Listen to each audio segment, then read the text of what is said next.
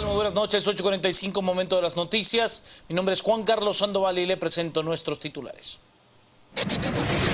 Banco Industrial, siempre de tu lado, presenta los titulares.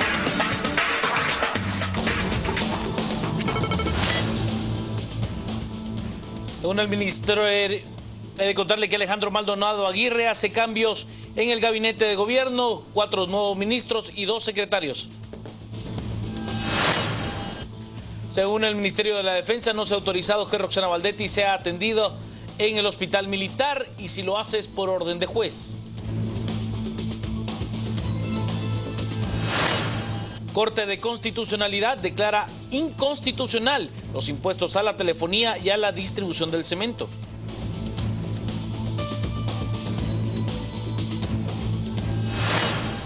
Juzgado de Petén resuelve suspender provisionalmente las labores de la empresa de palma africana Repsa por el ecocidio en el río La Pasión. Y México detienen al jefe de sicarios del grupo criminal Guerreros Unidos, principales sospechosos de la muerte de los 43 estudiantes de Ayotzinapa.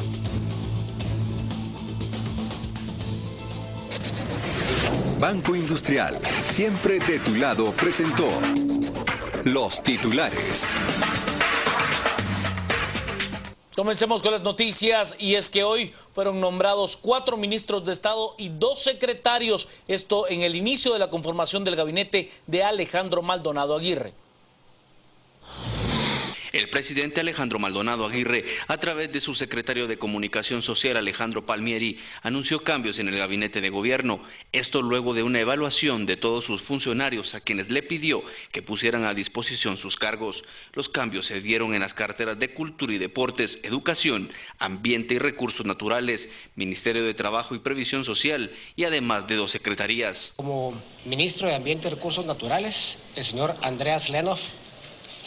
Como ministro de Trabajo y Previsión Social, el señor Osvaldo Enríquez. Ministro de Cultura y Deportes será la señora Ana María Rodas. Como ministro de Educación, el profesor Rubén Alfonso Ramírez. Como secretario técnico del Consejo Nacional de Seguridad, el licenciado Julio Rivera Claverí. Y en la Secretaría General de la Presidencia, el licenciado Marlon Barahona. Palmieri señaló que la idea de estos cambios es poder generar un mejor flujo de información en las diferentes carteras y secretarías y poder entregar los ministerios de una manera ordenada el próximo 14 de enero. La idea es oxigenar al Ejecutivo.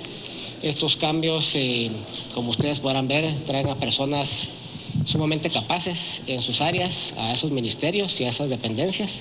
Y la idea del presidente es simplemente que puedan atender los asuntos de sus carteras, la mejor capacidad, y entregar al próximo gobierno las carteras ordenadas lo más que se pueda.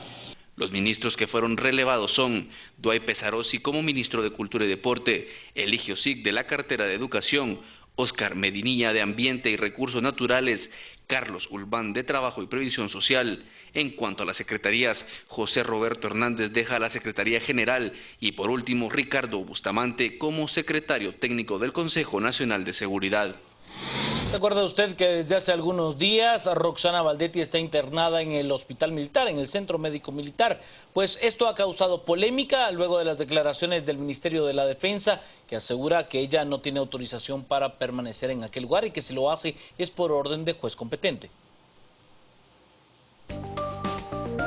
Las noticias nacionales son presentadas por Azúcar de Guatemala.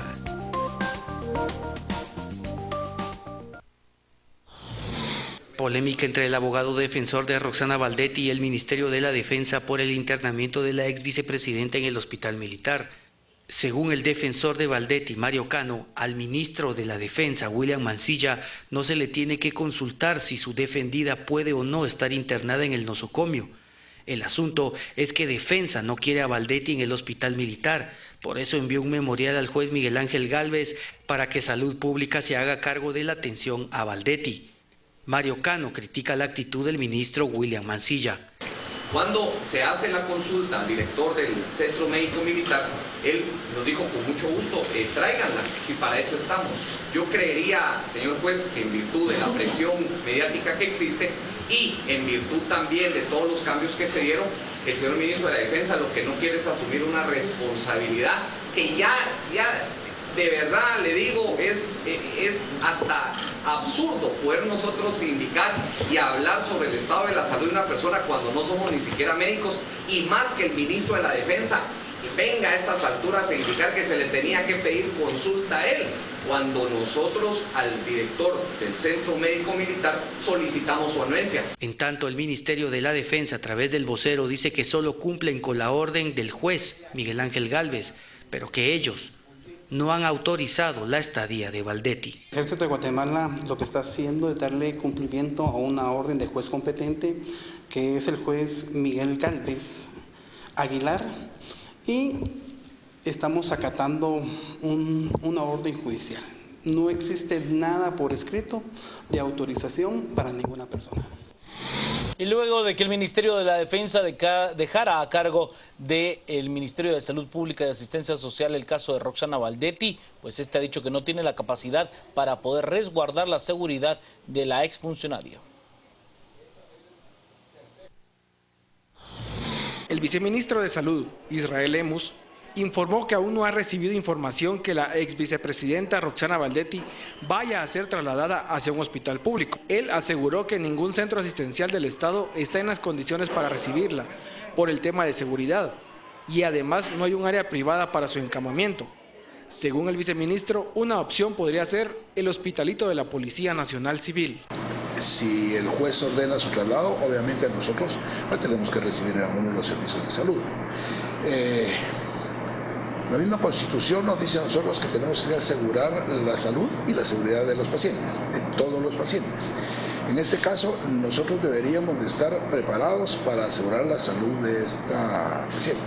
Pero de alguna manera ella es un personaje especial, en la cual también hay que asegurar su seguridad, y yo creo que esa parte de la seguridad sí no estamos totalmente capacitados para atenderla. El funcionario agregó que si el juez les ordena recibirla, ellos tendrían que adecuar un área en uno de los nosocomios, y para ello tendrían que solicitar un plazo de 24 horas para hacer los cambios. Nosotros no tenemos seguridad para atender a un personaje como la señora ex vicepresidenta.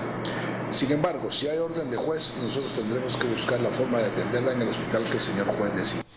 Esta semana no se puede perder la edición de revista Contrapoder. ¿Sabe usted? Alias Eco estaría dispuesto a hablar todo lo que sabe en el caso de La Línea.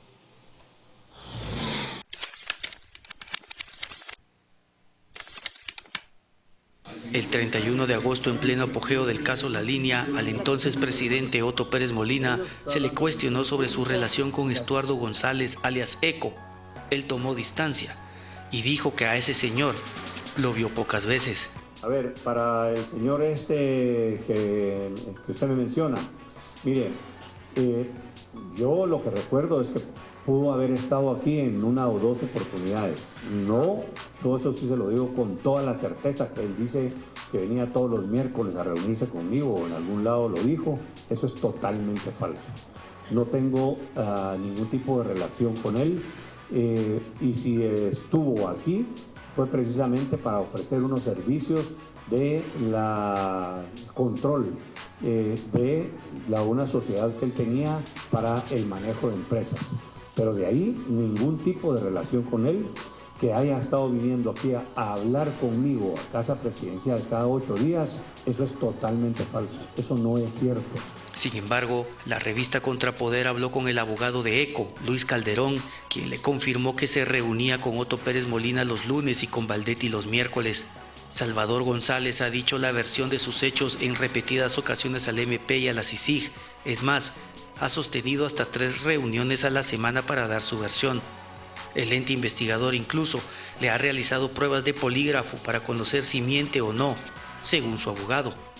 Cuando capturaron a Eco, tenía en su computadora personal el detalle de la recaudación ilegal de La Línea y la forma en que todos los miembros se repartían las ganancias. Entre las operaciones contables aparecían Otto Pérez Molina y Roxana Valdetti.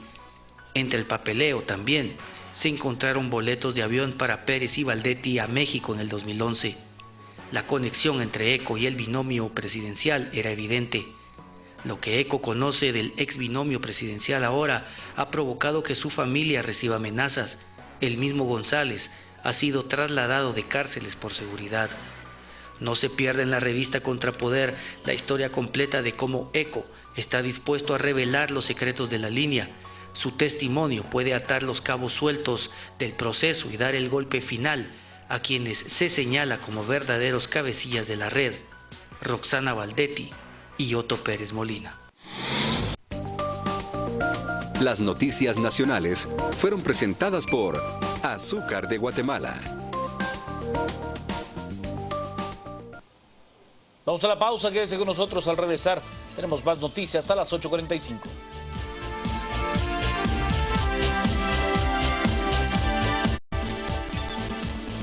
Sigamos con las noticias. He de contarle que un juzgado petenero ha decidido suspender los trabajos de manera temporal de la empresa Repsa, esto por el ecocidio en el río La Pasión. Ordena cierre temporal de la empresa palmera Repsa. Carla Hernández, jueza B de primera instancia penal de Petén, ordenó este jueves el cierre parcial de la empresa reforestadora de Palma de Petén S.A. Repsa durante 6 meses para que las autoridades del Ministerio Público recaben evidencias y determinen si este tuvo responsabilidad en el caso de la contaminación en el río La Pasión. La primera audiencia por el caso de la mortandad de peces y contaminación por la que fueron damnificados centenares de pobladores que subsistían de las riquezas del referido río se efectuó en el Complejo Judicial de San Benito.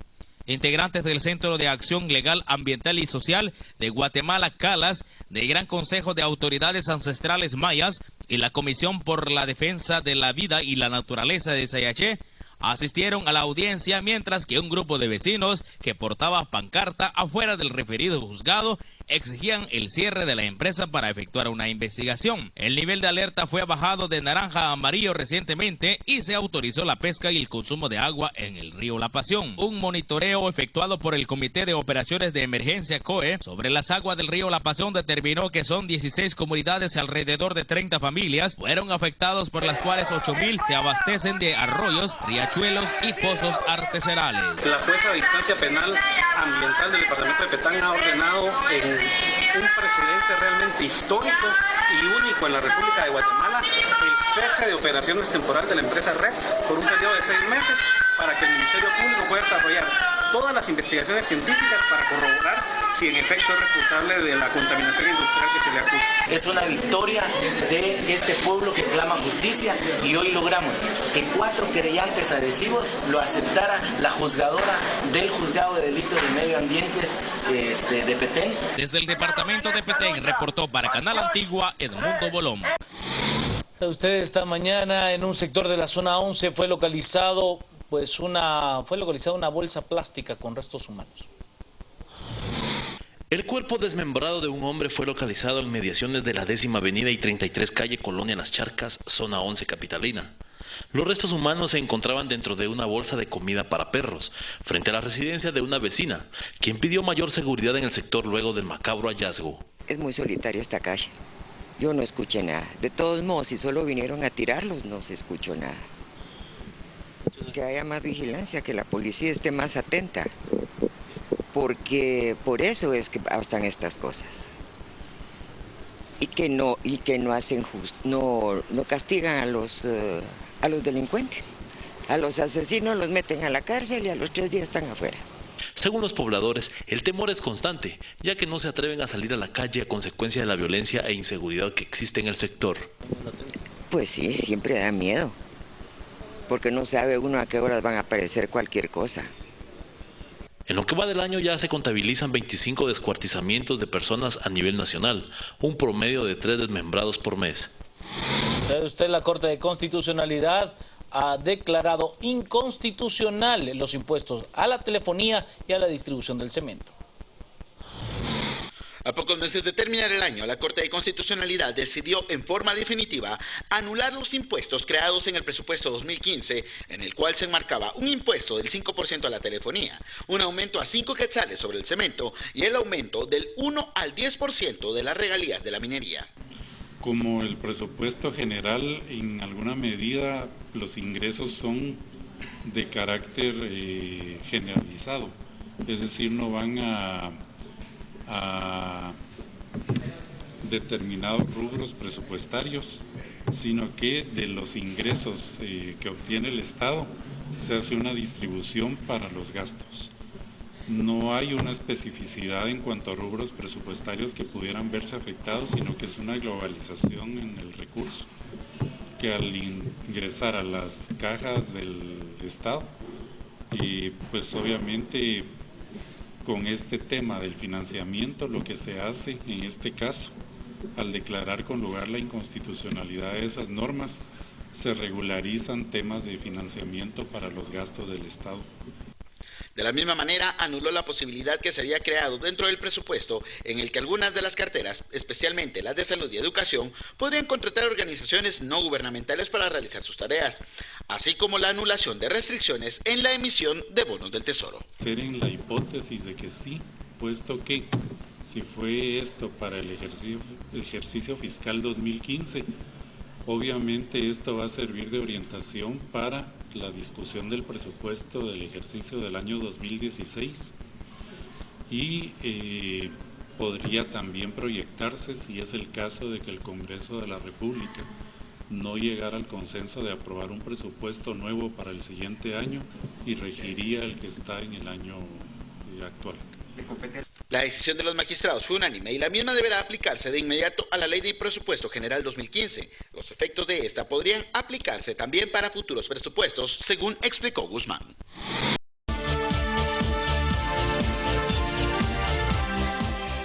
Buenas noches y bienvenidos a este segmento de entrevistas de jueves a las 8:45. Soy Quique Godoy. Hoy me acompaña Cristian Castillo y tenemos invitado de lujo, ¿verdad, Cristian? Obviamente, don Quique, creo que es uno de los grandes actores de la política reciente. Veremos cómo... Y tenía cola de gente que se quería tomar fotos con él hoy cuando entró acá al estudio. Así que nos acompaña el doctor Eduardo Suger Cofiño. Gracias, Quique, gracias, bienvenido. Cristian. Muy buenas noches. Bienvenido y gracias por acompañarnos. Por la invitación. Un placer. Lo hablábamos un poco antes fuera del aire y decía que hace más o menos 4 meses, cerrándose la inscripción, yo decía al público, la clase media urbana se quedó esperando la inscripción del doctor Eddie Suger. Y no hubo inscripción de Eddie Suger. No, Quique, esta vez ya no hubo inscripción. Fíjate que a mí me costó mucho el participar 3 veces, puesto que mi vocación y donde yo me siento muy feliz es dando, es educando. Y siento que así he contribuido lo más que he podido a Guatemala, aportando profesionales bien calificados. Y ahora me puse otra meta, antes de que viniera la próxima elección. A mí me ha dolido mucho que ninguna universidad de América Latina figure entre las 100 mejores universidades del mundo. ¿Cómo va a ser eso? Entonces yo tengo que lograr que una de las universidades guatemaltecas figuren por lo menos en el lugar 80 o 70, pero tenemos que entrar a figurar ya entre las universidades de excelencia en el mundo. Doctor Suger, parte de la formación y de la educación social es la educación política. Así es. ¿Cómo ve el doctor Eduardo Suger y cómo vivió el doctor Eduardo Suger todas las jornadas de manifestaciones sociales desde abril hasta la fecha y los resultados que ha producido? Mire, yo creo que este cambio del que todos hablan hoy en Guatemala es un cambio real y muy positivo. Yo en los muchísimos años que tengo, que vi muchos movimientos estudiantiles, porque yo realmente mi vida docente aquí la empecé en 1964, o sea, hace muchos años, estamos hablando 46 y 15, 51 años, donde empecé en San Carlos, en estudios generales. Y vi muchos movimientos estudiantiles, y vi la fuerza que tenían los movimientos estudiantiles. Ahora, si me remonto más atrás, pero ya no digo fechas, para que no calculen mucho los años, entonces digo, también viví esas manifestaciones de la Revolución de Octubre, yo vi cuando Arbenz se retiró del poder, viví la época de Ponce, vi a Ubico andar a caballo y en moto por el templo de Capuchinas, o sea, la fuerza del guatemalteco ahí está. Yo no me entiendo cuánto fue cuando ya se disipó y el pueblo dejó de protestar. Vio siempre que se venían problemas, la calidad de vida se deterioraba, pero no había unidad en nuestro pueblo, no había manifestación. Solo saben cuándo. Cuando se decía Belice es de Guatemala, y había eso, reconquistemos Belice, ese llamado, entonces sí nos uníamos todos. Pero lo contrario, miren muchachos, qué mal están las cosas, la economía, miren el hospital sin servicio, sí muchachos, estamos fregados, ¿verdad? Pero de pasar estamos fregados, nunca vi que hubiera una cohesión en la nación, y esto hay que aprovecharlo. Basado justamente en eso, y lo que preguntaba Cristian, los últimos 2-3 años, en varias entrevistas, planteabas que era irreconciliable la vida ya de Eddie Suger con la política electoral. Sí. Eso sigue siendo así. Eso sigue siendo así. Fíjate, Quique y Cristians, yo participé, pero nunca estuve inscrito en ninguno de los partidos. Tanto que saqué una carta al Tribunal Supremo Electoral donde hacen constancia que yo nunca fui miembro de ningún partido político. Y me criticaban, usted Suger, 4 años se pierde, no sabemos de usted. Y cuando hay campaña aparece. Sí, porque me invitaba un partido a participar. Yo les digo, es que yo los 4 años trabajo y me interesaría hacerle la pregunta a esos candidatos que viven en campaña. ¿Sí? ¿De qué viven? Porque, pues, ¿a qué se dedicaron los 4 años? ¿Cuántos partidos te invitaron esta vez para participar en esta? Esta vez sí llegaron casi todos los candidatos a ofrecerme la vicepresidencia, a ofrecerme un superministerio antes de la primera vuelta. Y llegó incluso un candidato que había sido mi alumno, le tengo estima yo a él, y él me dijo, mire, yo estoy dispuesto a dejarle a usted la primera posición, pero entre. Y le dije, yo vi ya cómo se mueve, porque en Guatemala que hubiera política, tenemos que formar esa formación política de alto nivel. Aquí hay mucha traición, hay mucha suciedad, hay muchos compromisos. Eso no es una participación, digamos, por eso es que le rehuye la gente. Si Guatemala tiene muchísima gente muy buena, brillante, pero le dicen, métase a la política, no, pues por baboso. Meterse ahí es desprestigiarse, entonces nadie quiere meterse. Eduardo Suger, o Suger, es una marca política, digamos, comprobada en campo. En las elecciones pasadas fue el 3er lugar. Sí. Y cuando quitamos la marca Eduardo Suger del partido, el partido con el cual usted compitió en estas elecciones tiene una caída estrepitosa, digamos, sí. ¿sí? Un fracaso electoral estrepitoso. Estamos en este momento en la posibilidad de impulsar gobiernos meritorios. ¿Es la posibilidad en este momento de poder marcar un cambio en la política nacional y erradicar esa visión negativa que hay de la política tradicional? Yo creo que este es el momento, porque el pueblo lo está demandando. Y ahora depende de esos cambios que hagamos. O sea que esta elección que viene sí es muy importante, porque va a depender de la forma como hagan gobierno. La persona de los 2 candidatos que van a segunda vuelta, ¿qué tipo de gobierno nos van a ofrecer? ¿Va a ser la misma forma de actuar o habrá algún cambio en el modelo de impulsar el desarrollo en el país? ¿Conoces a ambos candidatos? Conozco a ambos candidatos y he platicado con los 2 recientemente. ¿Vas a apoyar a alguno de los 2 electoralmente en esta segunda vuelta? Yo en electoralmente no estoy, y se los dije claro. Yo no apoyo ni me meto en la elección ni hago campaña. Pero es mi deber como guatemalteco, y se lo debo a los mismos estudiantes que tengo en la universidad, en que si hay problemas, los orientemos cómo resolver los problemas. Por ejemplo, debemos de crear nuevos modelos. Yo sí les dije, conmigo cuenten, no para un empleo, y lo digo claro, y gracias por la pregunta. No quiero ningún ministerio, ni mini, ni superministerio, ni empleo público. No quiero ningún sueldo en el gobierno. pero si puedo participar en la solución de un problema concreto que me plantee el que quede electo... Cualquiera de los dos. Cualquiera de los dos se quede electo. ¿Y cuál sería el área que más le llamaría la atención o que usted considera en la que puede hacer mejores aportes? Es que lo que pasa es que yo sí tengo, y lo podemos hablar muy largo, es decir, yo veo un concepto integral, porque decimos educación, ahora decimos la educación, la salud, esto. Primero, ¿cómo se va a pagar? ¿Qué piensan hacer? La acción de este Congreso actual y los aspirantes a la presidencia deben estar muy preocupados. ¿Cuál va a ser el presupuesto? Porque decir, impulsemos educación, tantos millones para salud, aparte es la necesidad que hay, que es enorme, y aparte es el problema de cómo lo financiamos. Vamos a financiar por deuda, vamos a acabar de hundir este país. Entonces tenemos que En el siguiente segmento vamos a hablar con el viceministro de Presupuesto de ese tema justamente. Esto es lo más importante. Entonces digo, para los dos candidatos deben de saber, y el Congreso, y el actual presidente y vicepresidente que asumió ayer, deben de estar trabajando intensamente en ese presupuesto, porque hay que estudiarlo muy bien. Y ya no podemos endeudar más. Tiene que preverse incluso a qué plazo y cómo se va a empezar a cancelar la deuda. Generó mucha expectativa cuando trascendió que en alguna medida ya algunos o los dos candidatos se habían acercado a usted a solicitarle el apoyo. La expectativa va en la línea, ¿veremos a Eduardo Suger pidiendo el voto por alguien? No, eso seguro no. Yo de la campaña y de política no voy a estar. ¿Qué es lo que yo veo? Veo un presidente que llega y, como hacen en muchos países, ¿dónde está usualmente el talento acumulado? En las universidades. Ahí están. Y presentarles problemas reales a los estudiantes de maestrías, de doctorados o que están próximos a graduarse, es una fuerza de apoyo para el desarrollo del país. Por ejemplo, si alguien cree que los Estados Unidos desarrolla sus cohetes y todo con empresas del Estado, no es falso. Se desarrollan en el Caltech, en el Instituto de California.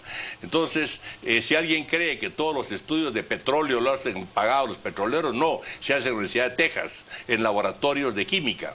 Entonces, podríamos equipar laboratorios. Por ejemplo, yo hablaba de un problema. El problema de la roya del café que afecta a Guatemala y a muchos sectores. ¿Por qué no crear en una universidad, la que desea hacerlo, un laboratorio de genética y de investigación sobre la roya? Porque la universidad hace investigación y prepara profesionales, y el gobierno debe ser un ejecutor. Entonces, que le dé la tarea de echarse la craneada hasta para el diseño de carreteras, donde calculen cuánto debe costar el tramo carretero de aquí para acá. Lo hace la universidad, incluso dice, los constructores son estos que deben licitar y el costo estimado es esto. Eddie, ¿por qué se ha desconectado tanto la academia justamente de toda esta función pública? Porque las personas que llegan desde la presidencia para abajo tienen una formación a veces muy lamentable, no se han acercado a la academia. Hemos tenido presidentes que realmente no tienen una educación sólida y un pensamiento sólido, digamos, para entender qué tipo de estructura nueva puede hacerse en el país. Doctor Suger, ¿consciente usted que la marca Suger, con solo el hecho de tenerla a la par, le suma a cualquiera de los dos candidatos? Es decir, el solo hecho de hacer público, yo me comuniqué con el doctor Suger y él me va a apoyar, eso ya genera un efecto de arrastre o algún efecto de incidencia en el voto. ¿Por qué salir en segunda vuelta y no en primera vuelta con este tipo de planteamientos? Bueno, es que a mí se acercaron todos. Y le digo, yo le puedo hacer planteamiento a todos, pero imagínense, Cristians, ¿cuánto tiempo invertir en todos los que van a sacar nada? Ahora, de estos dos sí ya son importantes, porque uno de estos dos actores va a ser quien nos va a gobernar. Y sí tenemos, yo siento que el que quede, tenemos que apoyarlo. Todas las personas, no apoyarlo en la campaña, hay que cada quien escoja su candidato, pero apoyarlo, no podemos dejar que el país vaya a la deriva porque quedó A o B. Como quedó ese yo no me meto. No, debemos de meterlo, debemos también de auditarlo, como el pueblo está auditando ahora. Eddie, ¿y esta administración? Ayer queda electo Juan Alfonso Fuentes Soria, exrector de la Universidad de San Carlos. Está el doctor Alejandro Maldonado, el presidente, y está haciendo un llamado también el presidente Maldonado a que quienes quieran y puedan aportar, sin compromisos con nadie porque no hubo campaña, que quieran aportar en este momento, en estos siguientes 4 meses. ¿Te acercarías en este momento con el presidente Maldonado a aportar o apoyar en alguna de estas modalidades? Es que aquí que el único aporte que se le puede decir y nos puede dejar en el tiempo que queda el señor presidente, aunque hay independencia de poderes, es ejercer presión para elaborar un presupuesto que nos va a permitir financiar los proyectos que se van a hacer. Si Maldonado, a quien yo respeto mucho, es un hombre muy preparado y es verdaderamente un hombre que ha tenido un buen papel, se ha desempeñado muy bien en los tribunales, es un abogado de altísimos quilates. Con solo que dejar el presupuesto bien organizado y aprobado por el Congreso, con eso ya se ganaría mucho. Pero que el pueblo se enterara, miren señores, la deuda es esta, las asignaciones son estos, porque acabo de ver, me parece, ustedes me corrigen por favor, en una prensa los presupuestos que tenía cada ministerio y lo ejecutado por la gran diabla, es un 20%, ¿dónde está la plata? Si se debe tanto, ¿qué se hizo con eso que no fue ejecutado? Entonces, si en estos 2, 3, 4 meses que quedan, el señor presidente Maldonado y su vicepresidente nos arreglan el presupuesto, vaya, ese es un suspiro grande, porque eso es el fundamento para lo que se le pueda ofrecer al pueblo, qué obra vamos a hacer. Usted afirmaba hace un momento que el nivel de endeudamiento ya está llegando a puntos de riesgo. En los parámetros internacionales ya, digamos, hay algún nivel de desconfianza respecto de los préstamos hacia el país. Así es. Y además, la tendencia a nivel mundial es que después de los indignados o de los movimientos de calle, se pasa a una crisis económica. Así es. ¿Cómo percibe usted que pueda afrontar el próximo gobierno esa amenaza de la crisis económica, además de la desaceleración de la economía china, que también está amenazando que el año entrante podría generar algún nivel de impacto? Mire, Cristian, usted tiene una visión más profunda que la mía, porque usted se ha dedicado mucho, y lo he estado escuchando en sus análisis políticos. Usted es un analista real. Yo en la vista mía como profe de física y matemáticas, ¿verdad? Le digo, yo lo que veo es que el movimiento fue muy fuerte, el movimiento social, pero se olvidaron del Congreso. Entonces, y el Congreso realmente no sé cómo va a operar. Fíjese que yo me opongo a lo siguiente, y corríjanme por favor ustedes como expertos en ciencia política. A mí me enerva que vengan y digan, aquí está la bancada del partido A y la bancada del partido B. Esa gente fue electa como representante de un departamento. Debía ser la bancada de San Marcos, la bancada de Quetzaltenango, la bancada de Escuintla, que es a los grupos humanos a quienes se deben. No tienen que integrarse a defender un plan del partido. El partido debe ser para mí solamente el vehículo para llegar. Y después los diputados de Quetzaltenango se deben a Shela y no se van a juntar con los de la capital y otro para velar por los intereses del partido. En otros países funciona así, en el sentido que aunque queden electos por republicano, demócrata, PRI, PAN o cualquiera en cualquier país, una vez estando ahí sí hacen lo que ellos llaman un bloque de su estado o su departamento para poder gestionar proyectos. Ahora, acá en alguna forma también lo hacen, pero eso ha generado también la posible corrupción de que cuando gestionan esos proyectos también tienen al ejecutor, también tienen al cobrador y también tienen la chequera donde se van a meter la plata. Eso ha distorsionado un poco este esquema. Sí, tenés razón. Es decir, tenemos que pulir bien el esquema, pero siento yo que sí faltó presión de nuestro pueblo, de todos nosotros, sobre el Congreso. Se lanzó toda la furia que estuvo correcta sobre el Ejecutivo, porque los malos manejos eran demasiado obvios, la verdad, entonces sí, no se podía continuar así. Pero el Congreso tiene mucha culpa, digamos, ese endeudamiento, esa levantadita de mano, eran sospechosas. Claro está que el castigo lo recibieron ahora en las elecciones, ¿verdad? Has tenido relación con muchísimas generaciones, lo digo por los años que dices, has estado dando clases desde la San Carlos y demás. ¿Se ha visto algún cambio en la identificación, en la relación de esos estudiantes para con los problemas que habían alrededor, o los has visto cada vez más aislados de esos problemas? tanto en las universidades privadas como públicas que has estado? Yo los veo cada vez más aislados de los problemas. Por ejemplo, antes, digamos, se sentía la fuerza de San Carlos involucrada en los problemas nacionales porque había un conflicto social demasiado exacerbado. O sea, estábamos realmente cociéndonos en el conflicto social. Pero se calmó ese conflicto en teoría, porque el problema sigue, ¿verdad? Pero ya no es el problema entre izquierda y derecha marxista, eso ya no es el problema. Entonces yo he visto que los estudiantes ahora tratan de lograr excelencia profesional para irse a Estados Unidos, para irse a Japón, Europa, tienen muchas oportunidades. Antes, digamos, eso sí continúa. La carrera que más estudiantes tiene es Derecho. De verdad, todos, como que Guatemala sí tiene ese colegio más grande. Yo cuando pasaba por Totonicapán y todo, muchachos que quieren estudiar los patojos, Derecho, todos querían Derecho. Entonces yo les decía, pero con esos bosques que tienen, ingeniería forestal, industrias, agroindustrias, no, el Derecho es mejor. Entonces digo, si los estudiantes hay más ahorita afluencia al área tecnológica, robótica están las facultades inundadas, mecatrónica, telecomunicaciones. Primero, digamos, a mí me llamó la atención para la campaña. En San Ildefonso, Iztahuacán y Cabricán, norte de Huehuetenango y de Quetzaltenango. Yo le preguntaba y decía, ¿qué quieren que se haga aquí? ¿Qué tipo de empresa? ¿Cómo nos desarrollamos? Queremos un call center. Decía, ¿un call center? Sí. Es que ya están retornando gente nuestra de Estados Unidos que ya habla inglés.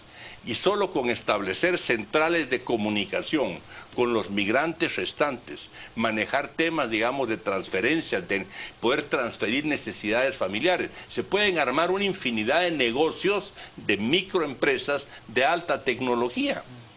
Si ya tienen acceso al internet, tienen acceso a la computación. Es increíble, yo nunca pensé quién iba a decir qué ruta más larga. La ruta de von Neumann en la Segunda Guerra Mundial, buscando una computadora para dirigir un cohete para bombardear Londres, a estar en Ixcán o en Nevaj y ver clases de computación, academia de computación, y uno dice, pero en Nevaj, academia de computación, si ahí están. Esa variable, doctor Suger, impactó en los resultados electorales del 2015. Sí. ¿Cuál es su evaluación de cómo la variable tecnología, smartphone, internet, etcétera, cambió los hábitos del votante guatemalteco? Definitivamente sí. Fíjese, Cristian, que si vemos la historia de las dictaduras, si hablamos de Hitler y hablamos incluso del mismo Fidel y todo, el primer paso es cerrar la comunicación. Un pueblo comunicado, un pueblo informado, es muy difícil de gobernar. Y el problema que el gobierno de Guatemala tendrá en el próximo tiempo es que ahora sí hay información. Por ejemplo, ustedes son informadores sociales que están informando a diario y se ve por todos los medios. Tenemos el internet. Esa viralización de algo, hay un mensaje. A mí me han molestado desde ayer porque si yo voy a ir por Sandra, yo no voy a ir, mi voto es secreto. Yo solo dije, el que llegue, si me necesitan, sin sueldo, sin nombramiento, no quiero ningún cargo, pero sí que nos dieran tareas, un encargo. Miren, ¿por qué no nos dan una idea cómo resolver el problema de la desnutrición infantil en la aldea número tal? Entonces juntamos estudiantes de diversas áreas y nos tiramos al problema y le damos al gobierno, esta es la solución y cuesta tanto. Era la pregunta esta de cierre, porque aunque la hicimos al inicio, hay gente que nos empezó a ver a media entrevista y reiteraban esa pregunta.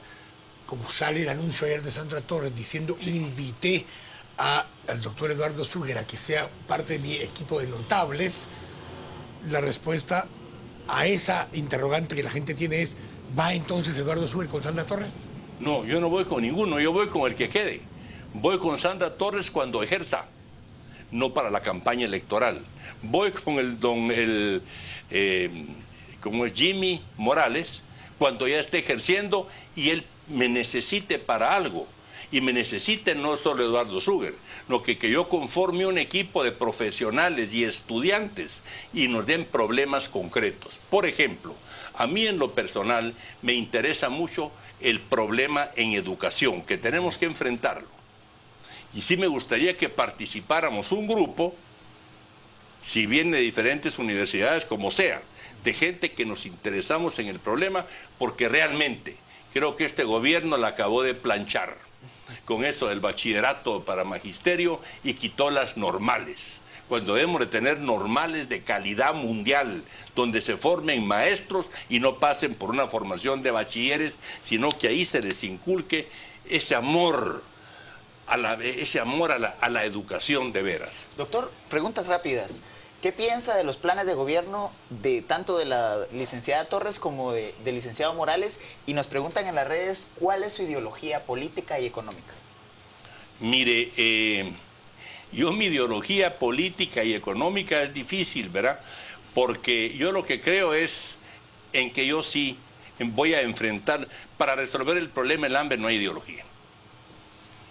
Los problemas son muy claros y muy así, no voy ahí con ideologías. Al hablar de ideología se tiende a hacer bla bla bla, wiri wiri, van discursos y van páginas, cuando el problema, Camotán, Jocotán, ahí tenemos por ejemplo programas de enfermería nosotros. El problema es muy claro. ¿Qué recursos tienen? ¿Qué personal capacitado tienen? ¿Faltan enfermeras? Sí, preparemos las enfermeras. ¿Es eso comunismo? ¿Es eso libertarismo? No. Ahora, sí creo, porque uno lo siente en sí mismo. No lo digo por el matrimonio, ¿verdad? Pero digo yo, el valor más preciado es la libertad, ¿verdad? Incluso digo en el matrimonio, la libertad es parte de que sea estable, ¿verdad? Entonces, uno ser libre de poderse expresar, de poder actuar, de poder optar al trabajo, garantizar la libertad de la sociedad es lo importante. No creo que un gobierno deba administrar ningún proyecto, sino que debe el gobierno contratar y licitar a alguien que vaya a hacer o ejecutar el proyecto. Para solo tratar de definir un tantito el tema ideológico. ¿Más gobierno o menos gobierno? Menos gobierno, pero un gobierno que más efectivo en lo que sí le compete solo al gobierno. No podemos los guatemaltecos hacernos cargos de la seguridad, o vamos a andar todos con pistola matándonos, no. Entonces el tema de seguridad sí es del gobierno. El tema de educación es muy discutible. Que toda la población debe ser educada es lo que todos los guatemaltecos ansiamos. Pero ¿quién va a manejar el proyecto educativo? Creo que deberíamos de manejarlo con las diferentes comunidades, un sector, digamos, dedicado a la educación y unido con un factor dedicado a la producción. Eddie, muy agradecido y honrados. Yo gracias a ustedes, de veras, qué agradable una entrevista así. Muchas gracias. A Cristian sí lo conocía solo por sus por la televisión. Lo leo en sus análisis también. Muchísimas gracias. Ha hecho excelentes análisis. Gracias, Eddie. Usted es de Ipnusac. ¿Verdad? Sí estoy enterado. De aquí que lo he conocido toda la vida. Eso sí, él es menor que yo, ¿verdad? Yo sí le llevo unos cuantos años. Pero tengo un gran aprecio. Les agradezco mucho y sí creo que quede claro que yo no estoy en campaña, ni en la campaña levantando por nadie, ni digo vote por fulano, por perencejo, no. Mi voto es secreto. Hoy en la mañana cabalmente me preguntaban, porque las declaraciones de Sandra fueron así como que yo ya estaba contratado y no. Y ahora yo sí dije, porque es mi percepción. Yo no conocía a Sandra de antes. Cuando he hablado con ella, que he hablado varias veces ya, me impresiona lo que ella conoce, la estructura de gobierno. O sea, que ella empapada está. Ella no hizo gobierno, porque fue la primera dama. Unos dicen, no, que ella mandaba eso, yo no Pero yo le pregunto a ella de gobernación, le pregunto de esto, le pregunto de educación, y sabe exactamente cuáles son los puestos claves y cuáles son los donde hay que enfocar el problema. O sea, y me llevo bien, o sea, la señora me cayó bien, la admiro, de que tenga la galleta, porque yo ya hice los recorridos, no todos los que ella ha hecho, ¿verdad? Pero eso sí quiere galleta. Jimmy Morales, me gustó su manera de expresarse, francamente, refleja ser un hombre muy abierto, muy claro en su pensamiento, no es un hombre que ande ocultando nada, se ve. Entonces digo, yo a mí me parece que cualquiera de los dos puede hacer un muy buen papel. Pero mucha gente se enojó porque dije que a mí Sandra me pareció una persona de carácter, una persona preparada para ejercer la presidencia. Y seguramente no me parece solo a mí, puesto que quedó en segundo lugar. Y el otro señor también a más le parece que también puede ser. Yo en campaña no estoy y seguro, y gracias por darme el chance, yo no voy a trabajar de nada ahí. Yo daría asesoría gratuita, sin sueldo, y que quede claro, integrando equipos de gente que tampoco va a querer sueldo, porque son profesores y estudiantes que queremos un mejor futuro. Gracias, Eddie. Muy agradecido. Gracias a ustedes. Vamos a las redes sociales con Juan Carlos Sandoval. Gracias, Quique. Vámonos a las redes, muy rápido. Nos dice Ricardo Durán, Sugar era sin duda la mejor opción para Guatemala, lastimosamente, como decía Cabral, bueno. Nos dice también, viendo al doctor Eduardo Sugar, mientras me sudan los ojos pensando en que él pudo ser nuestro presidente. Estuardo, si hubiésemos electo al doctor Eduardo Sugar hace 4 años, otro gallo le cantara a Guatemala. Claudia, esta entrevista llora sangre, él debería de ser nuestro presidente, mi mayor admiración y respeto. Y Raúl, a todo esto, nunca hemos sabido la ideología económica de Eduardo Sugar, progresista, moderado, conservador, es su pregunta. Hasta aquí llegamos con las respuestas que hemos tenido a través de Twitter. Vamos a la pausa y al regresar una segunda entrevista con Quique Cristians.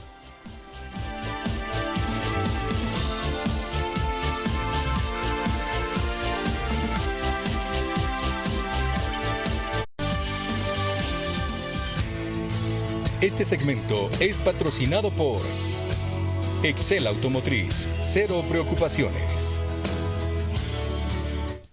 Y estamos de regreso acá en este jueves a las 8:45 y en este segundo segmento, justamente como le dijimos al doctor Sugar, vamos a hablar del presupuesto general de ingresos del Estado de la Nación, que debe aprobarse antes de que termine este año y que ya fue enviado, 1 de septiembre se envía formalmente al Congreso de la República. Y para hablar de ese tema nos acompañan Edwin Martínez, quien es viceministro de Administración Financiera del MINFIN, encargado del presupuesto del lado del Ministerio de Finanzas, y nos acompaña Abelardo Medina, investigador senior del Instituto Centroamericano de Estudios Fiscales. Y vamos a arrancar con Edwin, agradeciéndoles a ambos que nos acompañen hoy acá.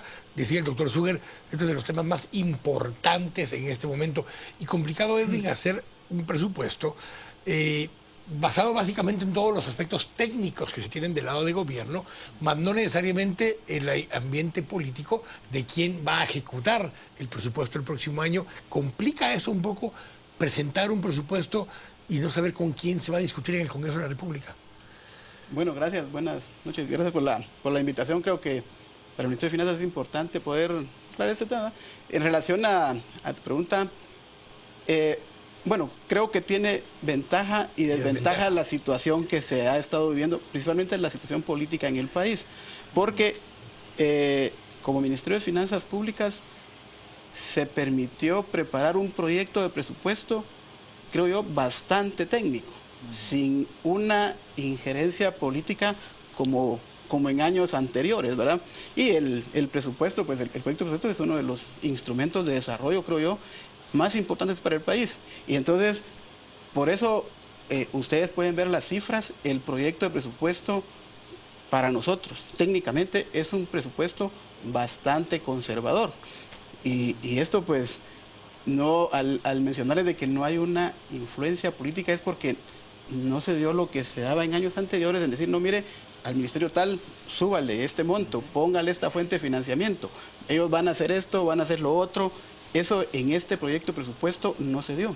Y entonces, por eso es que ustedes ven, la diferencia son 1.800 millones, ¿verdad? Y básicamente esos 1.800 millones van orientados, el pago de la deuda fiscal son 1.700 millones que no estaban en el proyecto de presupuesto 2015 y que hoy se incorporan al proyecto porque es una situación legal que el Ejecutivo tiene que considerarlo, ¿verdad? Entonces, creo yo que no hay razón, y es importante que tal vez los analistas, los políticos lo vean así, porque puede ser un buen punto de partida para que las instituciones como que empiecen a eliminar esos bolsones que se han quedado o que dejan cuando formulan su proyecto de presupuesto. Entonces, incluso ahí la orientación está a que cada institución tiene que ajustar su gasto, hacerlo prioritario y básicamente ajustar el funcionamiento de cada una, ¿verdad? Porque si ustedes comparan el proyecto de presupuesto con el presupuesto aprobado para el presente año, la mayoría de instituciones bajan y suben aquellas como educación, sube 592 millones, ¿verdad? Sube El Ministerio de Mucho Gobernación, de ello estrictamente en salarios. En salarios. Lo que pasa es que el Ministerio de Educación tiene, por el pacto que se firmó hace 3 años, donde hubo un aumento de 8, 10 y 12% para el magisterio en cada uno de los años, eso tiene una implicación bastante fuerte en el salario y también en lo que es el escalafón, las prestaciones y todo. Entonces, posiblemente los 592 sean insuficientes, pero al ministro de Educación que esté en el 2016 tendrá que ajustar su gasto de funcionamiento para priorizar los salarios, ¿verdad? Don Abelardo, ya se hablaba, digamos, de la tendencia del endeudamiento, y era uno de los temas que le preocupaba mucho al doctor Eduardo Suger, que lo dejó puesto sobre la mesa. ¿Cómo terminar de financiar el presupuesto 2015? ¿Y cómo financiar el presupuesto 2016 cuando tenemos una moral tributaria bastante golpeada por todos los escándalos de este año? No, primero que todo, muy buenas noches. Es un gusto estar por acá con ustedes. Yo creo que hay que ver una situación muy compleja en ese punto. En primer lugar, de acuerdo a los resultados de la recaudación tributaria publicados el 31 de agosto, estamos previendo de que la recaudación se va a quedar alrededor de 4.500 millones de quetzales por debajo de lo previsto. Eso sin incorporar el potencial efecto que pudiera causar la noticia que circuló el día de hoy de que la Corte de Constitucionalidad habría declarado inconstitucional algunos impuestos. Y particularmente en este año tendría un pequeño efecto sobre la recaudación el impuesto a la distribución de cemento, que nos dejaría con 52 millones de quetzales menos. Si es correcta este pronóstico, obviamente lo que tiene que hacer, y lo ha estado haciendo de alguna forma el Ministerio de Finanzas, es forzar a que haya una disminución en los gastos.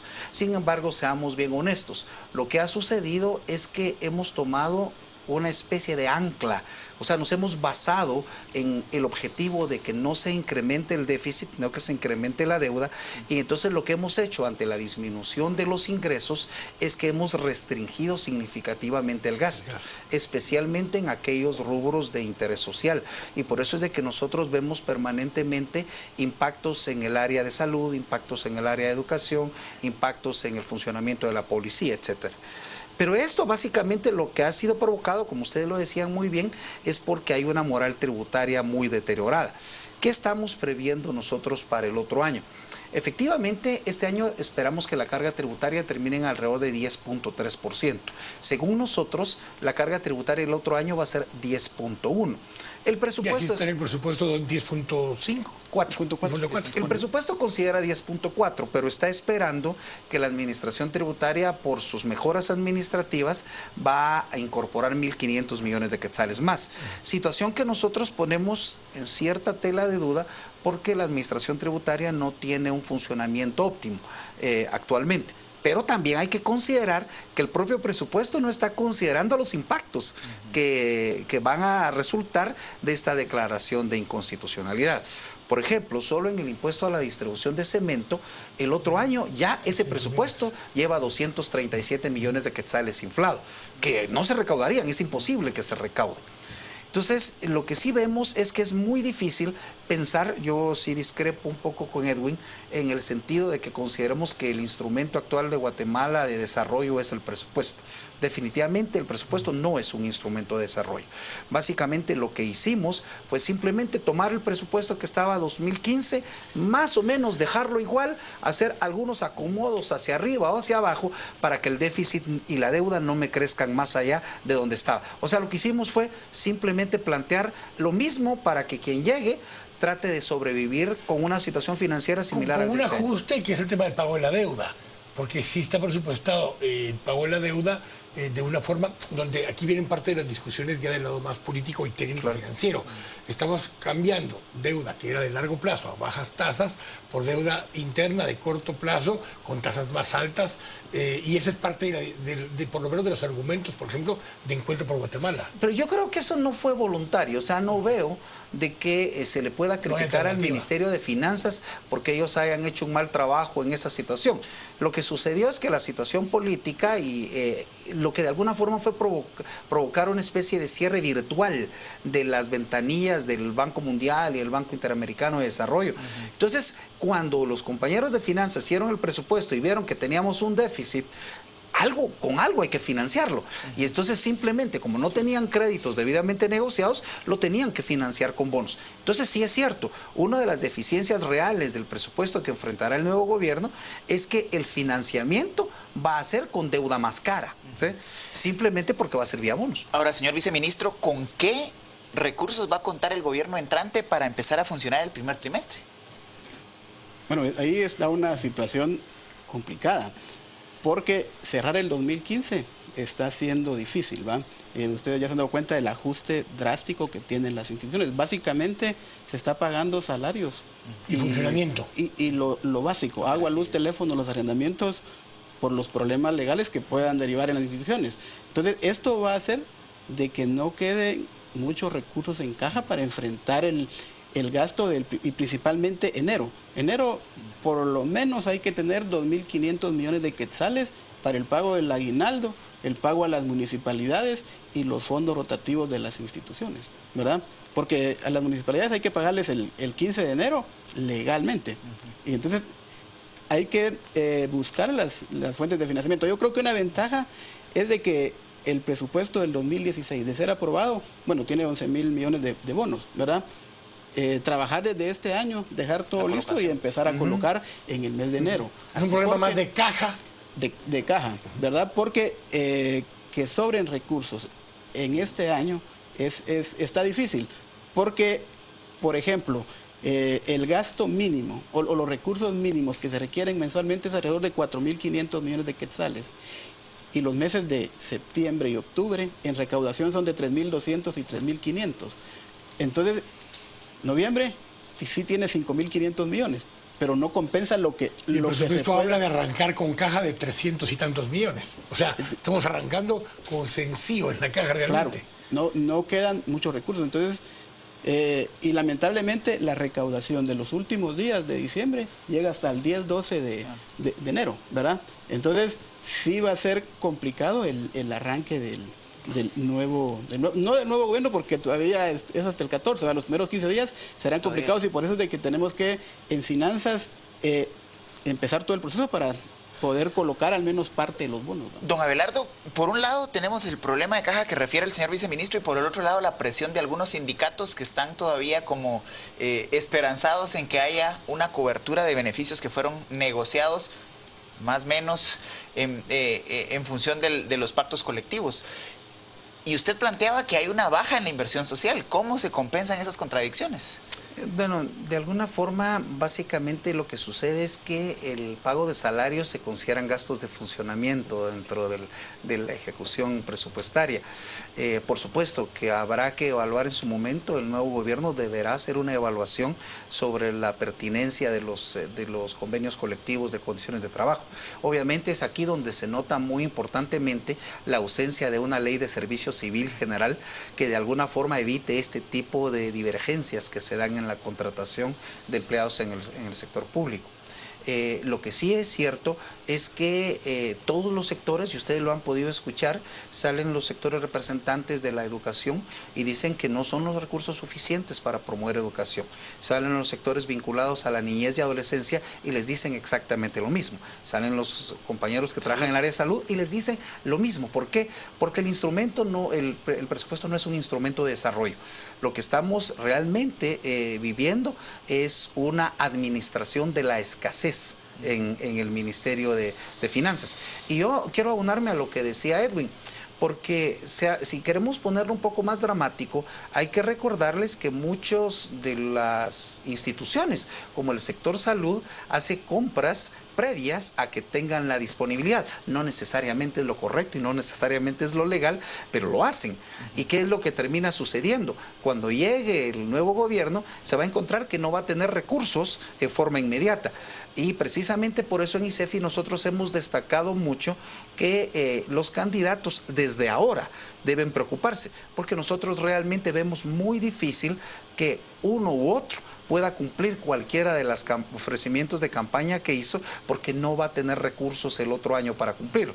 Si nos damos cuenta que en el mejor de los casos se aprobara el presupuesto que los colegas del Ministerio de Finanzas trasladaron, uno se preguntará en dónde vamos a sacar para dar más recursos en programas sociales, o en dónde vamos a sacar más recursos para profundizar la Pero tenemos aquí solo una salud. pregunta, porque justamente, a ver, las normas presupuestarias restringen movilidad de las partidas, pero teniendo un año donde quien va a gobernar no necesariamente participa de este proceso de aprobación, ¿cuán flexible quedan dentro de los techos presupuestarios modificar algunas de las partidas que plantea Abelardo para que el próximo gobierno pueda reajustar de acuerdo a sus prioridades?